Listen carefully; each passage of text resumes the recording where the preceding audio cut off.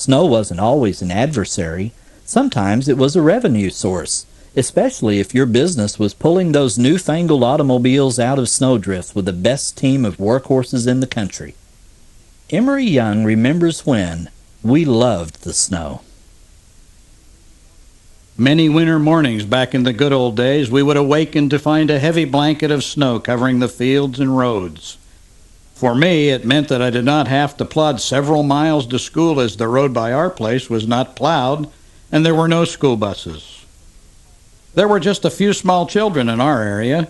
Most of the woodsmen around us were single men who had come down to our little hamlet to work in the woods. After breakfast and my chores, I asked my dad if he minded if I helped John Varney, our good neighbor. Mr. Varney always paid me, but I would have helped him free of charge if he hadn't. I love petting his huge Percheron horses. Better take along a bag of apples for those nice animals. We've got more apples than we know what to do with, and they will be too soft by May to be of any use to anyone, Dad remarked. Mr. Varney was a nice person. He did not drink or smoke, and he was always good-natured. He had been going with a very pretty girl, Ruth Parkinson, and everyone thought that these two nice people would be getting married. Suddenly, she broke off the engagement and with no warning married a rich man from the city who drove a beautiful and very expensive Packard automobile. When I got over to Mr. Varney's place, he greeted me with a smile as usual. We cut the apples in half and removed the cores and seeds. Broad and Bright certainly love Baldwin apples, don't they? I remembered. At the mention of their names, they turned their heads in my direction and gave me a loving look. People who have not been around horses have no idea how loving they can be. I had to climb a stepladder to feed the horse, who turned his head slowly so as to not knock me off my perch. The phone rang, and we knew we were about to have business. I heard John say, "We'll be there in a few minutes." "Do you know who that was?" asked John. "That was the new husband of the former Miss Parkinson." "So the beautiful Packard is stuck in a snowdrift," I remarked. "What are we charging people who own Packards these days?" asked John with a big smile. "How does $20 strike you?" I asked him. "Do you realize that woodsmen work hard all week and are lucky if they make that much money?" John replied. "But people who can afford Packards shouldn't mind. You're my bookkeeper, young fellow. Get out the receipt book and put down $21. $20 for the horses and $1 for you." We found the lovebirds huddled together in the front seat of the car. The man got out and, taking out a wad of bills from his pocket, said, "What is it you charge, my good man? 10, isn't it?" "It's $10 for a Model T Ford or a Chevy," John remarked carelessly. "My horses are the Packard of the animal world. I feed them very special alfalfa hay, red clover hay, and Baldwin apples. Not only that, but I love them very much, and love comes high sometimes." Not wishing to argue in front of his bride, the man paid us the $21. It took all of 5 minutes to pull the big automobile onto solid ground, and we watched our lovebirds driving down the road at high speed. When we got back to John Varney's home, he called up the operator and asked if there had been any more calls. 2 more customers were waiting for us. In the good old days, local phone operators did all sorts of favors for the customers. John gave me the names and the phone numbers of the new customers, and we were soon on our way. As for me, my share of the take was $7 by noon. A lot of money for a boy 10 years of age. In my mind, I can still see the smiling face of John Varney, and I can see those lovely horses. Kids will be kids, right? Well, these Chicagoland youngsters learned the hard way one winter's day. Go back with Irene Clark as she admits she was one of those city kids. I suppose kids are kids the world over, right? Of course, we all like to think our kids wouldn't do that, but secretly we're afraid they just might. Chicago was our bailiwick, and of course, Chicago kids bore the brunt of her undeserved reputation. Still do, and I say undeserved, because it is undeserved. Firstly, only a small portion of this huge Midwestern queen is ever heard of, and that's the baddies. That's because they're the ones that make news, which sells newspapers.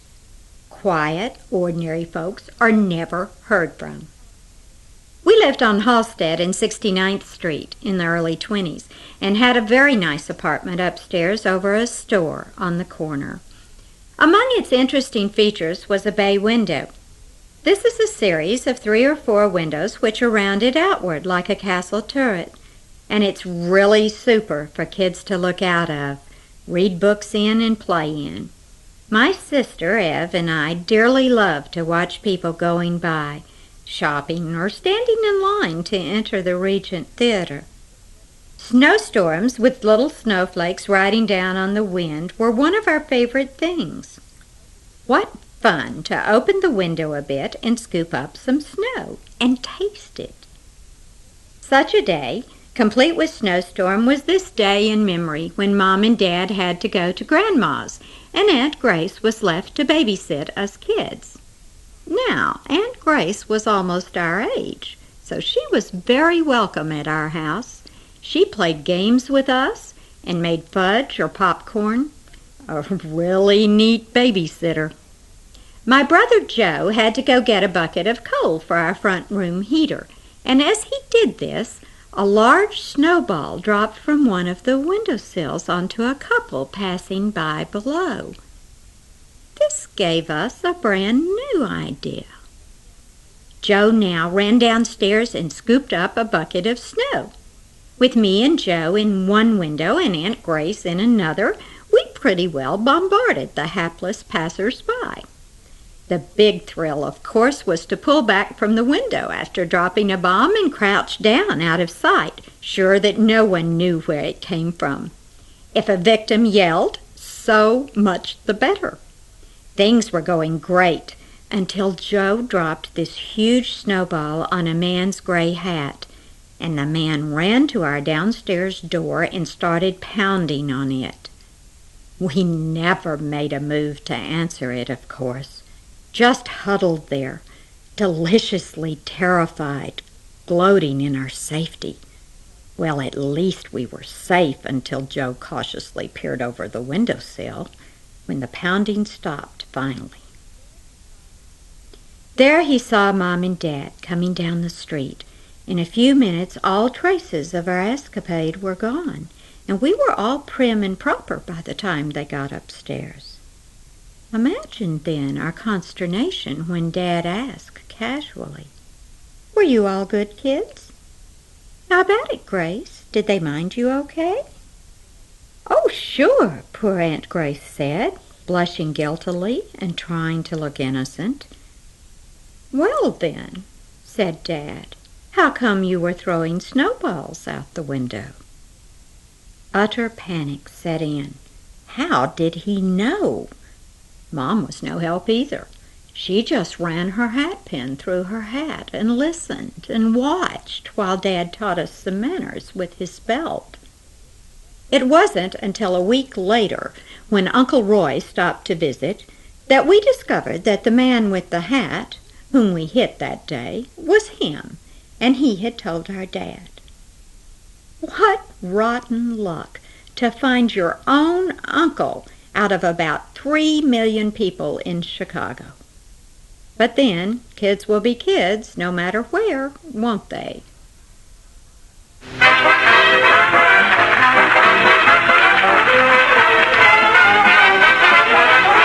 In 1775, hardly a man is still alive who remembers that famous day and year, the midnight ride up for Revere, waiting on the mountaintop doing no harm, waiting there to spread the alarm. Nothing outside he could do but tell them the British were coming through.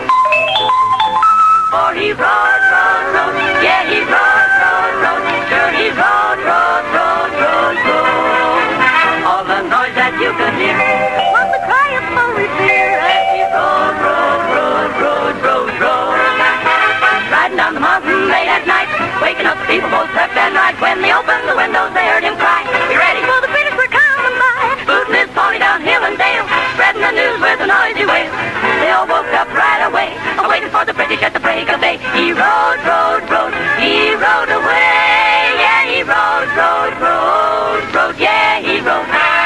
were here this day and time, he would really change his mind. Taking all the clubs till the break of day, he'd be riding around in a different way. Now that it's over and finished too, we talk of the night old Paul came through, galloped and galloped through hill and dale, spreading alarm along the trail. By his ride that famous night, he helped us win our fight for right.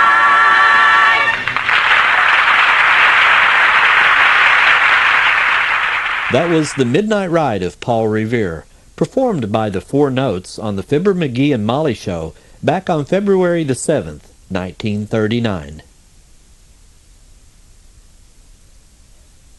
Wintry days could also be dangerous, as Rod Peabody discovered back in 1936. Return with Rod and discover why he shivers every time he recalls ice cubes, anyone? I doubt if anyone is aware that Warren Day and Lou Whifford and I invented the shoe skate. But in a sort of backdoor way, we did, at least for the hoi polloi. Watching the Olympic skaters brought back memories of Sonia Henning, who won 3 Olympic medals, the last in 1936, which is about the time that this scary tale occurred. I had never seen or heard of shoe skates except in pictures or news stories about Olympic skaters. The only kind of skates you could buy were the clamp-on type. Then there were the real cheapies, with straps that went around the toe of your shoe and ankle. They stayed on your feet for about 5 minutes. Then you wound up with your head through the ice, or your limbs tangled up like a pretzel. Dad didn't buy me a lot of gifts at Christmas time, or any other time for that matter, but what he did get me was always the very best he could find. That Christmas of 1935, he got me the best pair of skates I had ever seen. The blade was 3 times as thick as normal, hollow ground, and 2 inches longer than normal. They were also as hard as steel as you could find. I had them sharpened once by old Louis Whifford, and he said he had never seen or worked on such hard steel. He had to get a special grindstone to sharpen them. The big problem with clamp-on skates was that, as anyone who ever skated much knows, the darn clamps would keep coming loose or slip out of place. Well, Warren and I fixed that problem, for us anyway. We went to old Louis and had him gouge slots in the thick soles and heels of the high-top shoes, right where the clamps fit on. Then we had him bend the clamps over farther at the tips. Louis put each skate in a vise, tightened each clamp until the soles buckled, and then he backed off a couple of turns until the soles flattened out. That was it. The shoes were our number 2 high tops, several years old but good and large enough because you always bought high tops oversized, so you could put on 2 to 4 pairs of socks and still get your foot in. When skating season was over, you tossed shoes, skates and all, back in the corner of a closet, and the next year there they were, ready to go. Now, if that isn't a pair of shoe skates, I don't know what is. We felt like we had invented the wheel. It was Christmas vacation, and I was running my mink trap line one day. It had been cold for several days, 0 to 10 degrees. My traps were all frozen in except 2 or 3 that were set in rapids and running water. I caught a mink in one of them, too. Got $10 for him and was king of the hill for a while. To a 16-year-old kid then, $10 was like $500 today. Besides catching a mink, I noticed that the southwest corner of Shriver's Woods, where it was swampy and flooded, was frozen over like a sheet of glass. Trees and logs and stumps and briars made it a perfect place for Olympic-type jumps or a double-barreled belly flopper. A new event, not for us, for the Olympics. When I got home that evening, I called Warren and told him about the beautiful ice in Shriver's Swamp.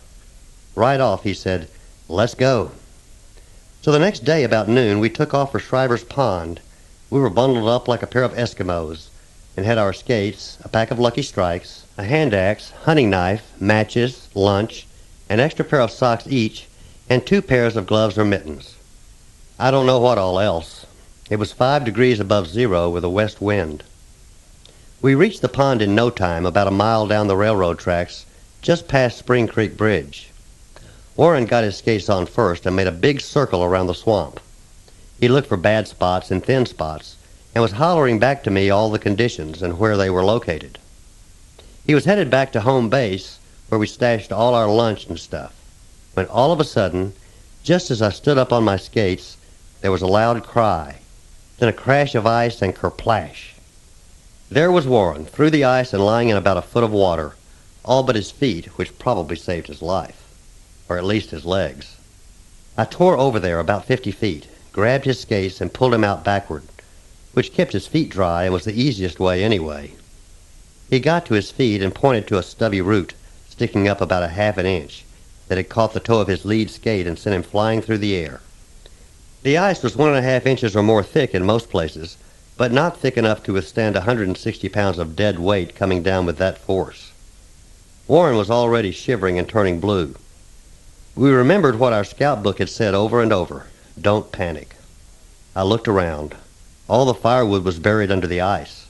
It would take too long to build a fire. His pants were already getting stiff.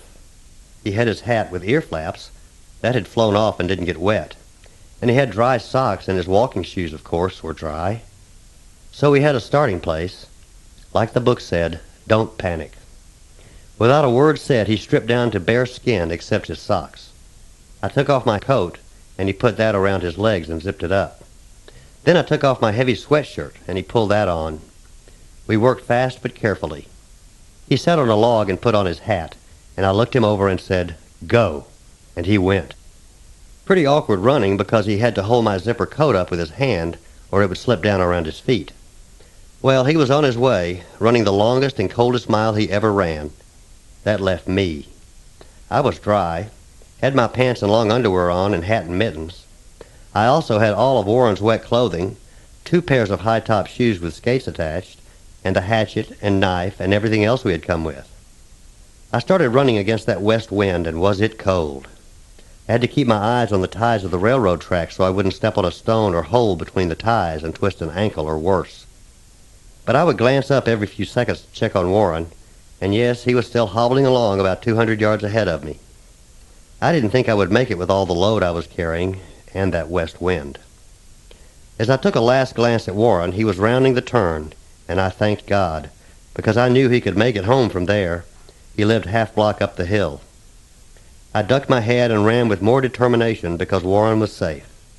I rounded the curve and chugged up the hill, so stiff with the cold air my lungs hurt and my legs ached. I was so tired I could barely make it up the day's kitchen steps. I burst into the kitchen and hollered, "How's Warren?" Mrs. Day and the girls all looked at me funny, and I said he fell through the ice and was running in ahead of me and should be here. They panicked, of course. I was too cold to panic. I said, "Give me some of his clothes and I'll go back and look for him." I was scared. I couldn't have run past him if he had collapsed on the track. I would have seen him. I dressed in the stuff they gave me and took off for the railroad tracks, terrified that Warren had fallen and I hadn't seen him. Well, I didn't even get to the tracks when here he came, trudging up the hill with a sort of frozen smile on his face. I hollered, "Where have you been?" He laughed the best he could and said, "Why, I stopped at the tomato factory, and they keep a boiler going all winter to keep the water pipes from freezing. I got warm as toast. I thought you would do the same thing." "I never thought about that, and I knew it as well as you do," I said. So we made it together, back up the hill to that warm kitchen, and some hot coffee, hot baths, and some of Mrs. Day's hot food. I called my folks and stayed all night at Warren's home. We were lying there pretty tired and sleepy when Warren said real low, "That was a close one, Rod." "Well, Warren, we did what the scout manual said. Don't panic," I replied. "Too bad the scouts got busted up, or we'd get a merit badge and promotion maybe." "Yeah, we probably would, but I'm satisfied with just being alive." "Yeah, me too." How many schools in these modern times have snow days when there are but a few inches of the white fluff? Clarice Rainey remembers the days when she and her classmates could only wish for a snow day. Travel back to a northern Idaho blizzard. Join Clarice and her family in Snowbound. Snow fell steadily for 4 days. Giant lacy flakes swirled to the ground. Each day Papa measured its depth. 42 inches, he said one day, snapping his metal measuring tape back in its shell. He'd just shoveled a path between our house and the woodshed for the 3rd time that day. The snow was still falling when we got ready for bed. We could hear the wind blowing. "It's 10 degrees outside," Papa announced. It's fallen 12 degrees since supper time." He shook his head, warning Mama to leave the kitchen faucet dripping. We headed for our bedrooms, apprehensive of what tomorrow would bring. I lay in a cocoon of blankets and quilts, listening to the wind howl like a band of banshees around our home, whistling down the chimney and catapulting the dog's dish across the yard. The cold winter wind seemed intent on finding every unprotected nook and cranny in its assault on our farm. I heard the creaks and groans as the wooden house reacted to the onslaught. Burrowing deeper, my toes curled around the heated sad iron wrapped in layers of old flannel. On the roof, loose shingles clattered a staccato, resembling a misguided woodpecker working the midnight shift. The wind, banging the brittle shingles in the even tempo of a metronome, lulled me to sleep. It was the bright winter sunshine and complete stillness which caught my attention when I awoke. I grabbed Grandma Hanson's old Texas Star quilt, wrapped it around me, and tiptoed across the wooden floor to the window. The glass was frozen on the inside. It seemed as though an unseen artist had etched a free-form design on frosted glass. With my fingernails, I scratched a rectangular area free of ice and peered outside. My breath caught with surprise and wonder. Huge drifts lay across the landscape as far as the eye could see. The snow glittered like a million tiny diamonds, pure and clean, as if Mother Nature was intent on covering every imperfection, mistake, and ugly scar the human race had perpetrated against her. The beauty of the scene was breathtaking. Trees covered with a silvery coating of ice and snow. The fir and pine branches, laden with a heavy coat of white, bent downward in submission to the elements. The smells of fresh coffee and bacon frying filled my nostrils, and the warm fire downstairs beckoned me. I looked down at my toes, blue from the cold, and hurried down the steep stairs. Mama stood at the old Monarch range, turning pancakes as I huddled close to the open oven and dressed. "We're snowbound," she said quietly. "The radio said all county side roads are drifted closed." "How will I get to school?" "Mr. Fredrickson called. He'll take you and his children. The snow froze so hard you can walk on top to the end of our lane." I bundled up in layers of wool mufflers to cover my face, heavy wool sweaters and coat, mittens, wool stockings, knit hat, and my much-detested six-buckle black overshoes. I carried my library book, spelling workbook, and lunch pail in a canvas bag. I heard the bells on the horse's harness before I saw the Fredricksons round the bend. The animals' flanks steamed in the frigid air. 5 children huddled under old quilts in the back of the sleigh. Only their noses and eyes were visible. I tossed my canvas bag in the back and climbed in. Their father clucked the horses into action, sending us on our way. We looked wide-eyed at the ocean of white all around us. I shared a quilt with Ingrid, feeling the hairs in my nose freeze and my eyelashes stick together. When I took a deep breath, it felt like someone was sticking pins in my lungs. I pulled the muffler high over my nose and mouth, breathing through the layers. Ingrid's 12-year-old brother muttered an oath. He added, "It's cold." "Papa," Ingrid tattled, "Eric's cussin' again." "No more of that, young man," Mr. Fredrickson's voice boomed, "or it'll be the woodshed for you." We rode in silence for the next 2 miles, trying to keep warm as we huddled together. The smell of wood smoke filled the air as we neared the one-room Miller Trestle school. "Hurry inside, children, before you get frostbite," Ingrid's father warned. "I'll be here to pick you up at 3:30. Tell Miss Robinson if it looks like another blizzard, I may come earlier." We nodded, gathered our school things, hopped from the sled, and rushed for the door. Today, when I read of school closures because of a few inches of snow, I think of those long, cold northern Idaho winters. My parents and grandparents would have thought it hilarious to close schools over a few inches of snow. Remembering that those were called the good old days, I smile. I'll let you be the judge. Finally, how could we close out this special collection of snow days and wintertime memories without recalling the sleigh rides of long ago? Harriet Whipple recalls them fondly in her poem, Remember the Sleigh Rides. There are some who still remember the excitement and delight of a sleigh ride for the young folks on a frosty winter night. With the weather clear and chilly and the roads hard packed with snow, and a big full moon predicted it was just the time to go. The farmer in his bearskin coat drove up with his team and sleigh, and there was a pile of blankets and plenty of fragrant hay. In warmest clothes we climbed aboard and settled down for the ride, all cozy and snug together with our backs against the side. The horses were eagerly waiting, and riders happy and gay, with sleigh bells merrily ringing. We'd soon be on our way. We hastened out of the village to ride on the country road with only a lighted lantern revealing the boisterous load. Our noses and cheeks grew rosy. We saw our breath on the air, but the stars were shining brightly and the snow lay everywhere. We sang and laughed in merriment as only the young folk will, and some jumped off to run along each time we came to a hill. If clouds would hide the moon a while, as if it were prearranged, a couple might snuggle closer so kisses could be exchanged. The snowy fields were beautiful, the road traveled up and down. Before we'd really have enough, we had to return to town. Some refreshments would be waiting with cocoa ready and hot, and sandwiches, beans, and doughnuts would presently touch the spot. Games completed the evening, but we can remember still those sleigh rides that we cherished for a special winter thrill.